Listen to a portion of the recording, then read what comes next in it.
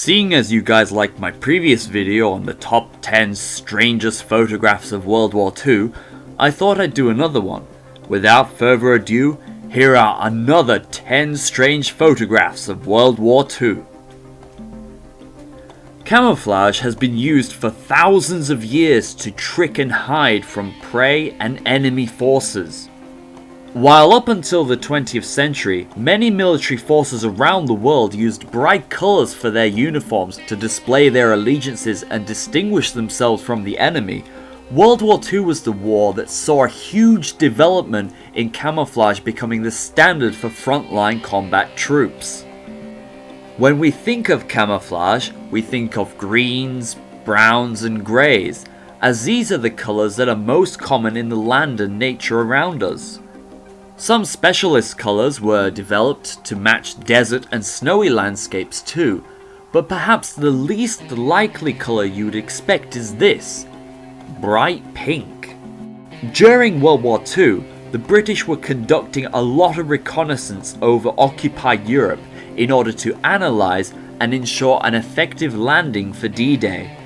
To do this, they needed planes to fly over the enemy to take photographs and evaluate enemy positions. The British found that during the early hours of the morning, the usual green and grey coating that they used for Spitfires stood out too much against the clouds and made easy targets for German AA guns.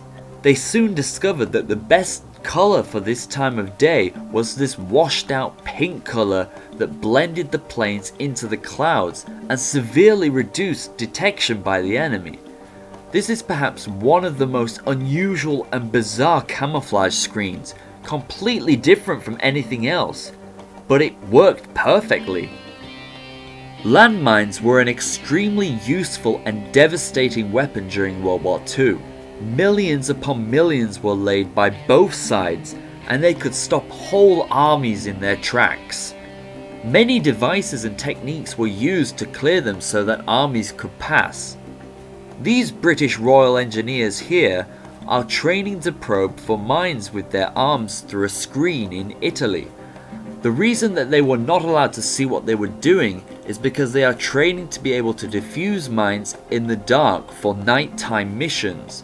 Mine clearing was obviously a very dangerous job, with many people losing their lives or becoming injured in the process, even after the war was won. In fact, landmines and other such bombs from World War II are still being unearthed to this day. One of the many tragedies of war is that it is not only soldiers that suffer or must fight, but the innocent civilians too. Millions of women and children died during World War II, and some were even expected to fight out of desperation. In mid-1945, the situation for Japan was dire. Its navy was destroyed as a fighting force, the country was desperately low on food and supplies, and it faced imminent invasion from the Allies. To counter this, the Japanese government organized all able bodies, boy or girl, to train for warfare. This picture shows two young Japanese girls manning a light machine gun. For me, this picture is so strange because it is completely opposite to what I would expect.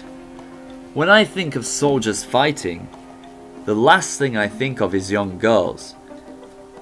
I think pictures like this perfectly show how the innocent were expected to fight and die for Japan during those dark times.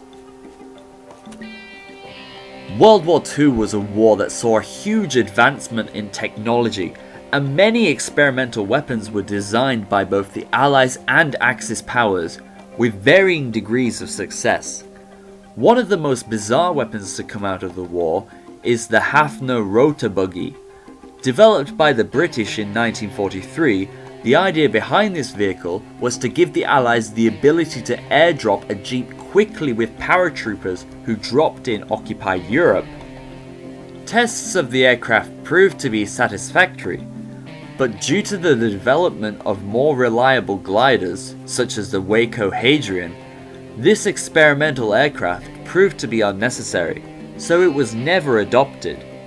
Still, As the photo shows, even with its strange appearance, it could fly and had an impressive max speed of 150 miles per hour. During the early years of World War II, the UK was suffering from what became known as the Blitz, a German bombing campaign on British cities and industrial complexes. To combat the night raids, the British instigated blackouts. These blackouts drowned the country in darkness and caused confusion for the German bombers who couldn't see their targets. While this strategy helped to defend the country, it was not without its problems. Unfortunately, traffic accidents were commonplace in the city as lights were unable to illuminate the roads for drivers. Cattle, vital to the country and war effort, often became victims in car accidents. This photograph shows a woman painting her cattle with white paint to make them stand out more during the night. To go through all this trouble shows that it indeed was a big problem. Speaking of the Blitz, raids on British cities unfortunately became a standard part of life for people in big cities, particularly London. The bombings came at all hours of the day, so it was natural for citizens to be caught out unprepared in the open. The best place to go for shelter in London during a raid was a tube station. Deep underground, these stations reduced the possibility of being killed by bombs significantly. This picture here shows citizens asleep on the track itself to keep safe. Sometimes they could be stuck down there for days if a bomb had destroyed the entrance. Photographs such as this show the willingness of the British to hold out and fight. In fact, during the Blitz, morale remained high and continued to remain high throughout the war. Animals have played a huge part in warfare, and World War II was no different. However, unlike what this photograph implies, I don't think there's ever been a reported case of a dog using a weapon. Nazi troops and elites alike loved German Shepherds.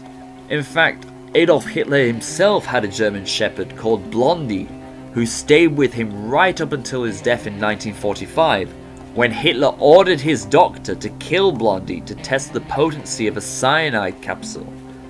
It's photographs like this that show that even in the darkest days of human history, humor still survives.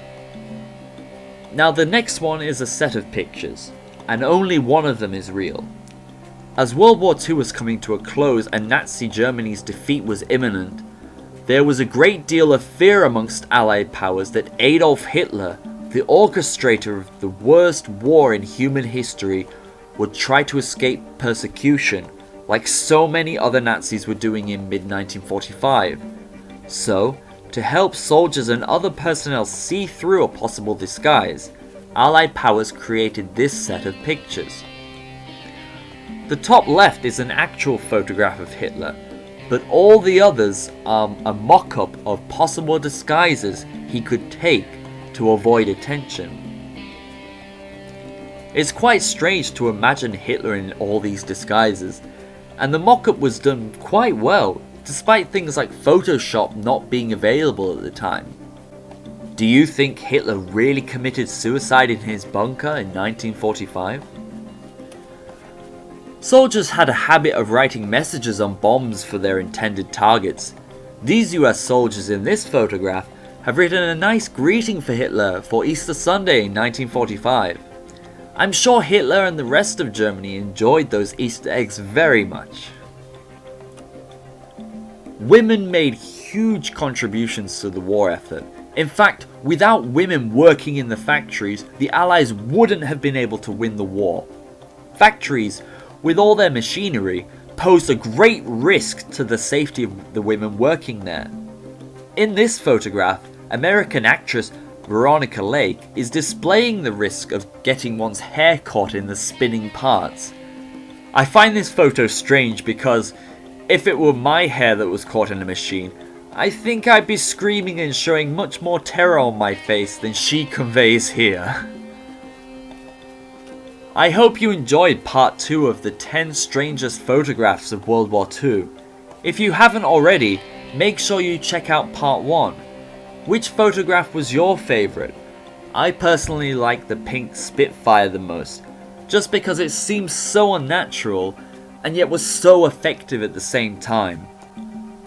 I intend to make more videos like this soon, so make sure you subscribe to the channel and click the bell to be notified when I make a new one.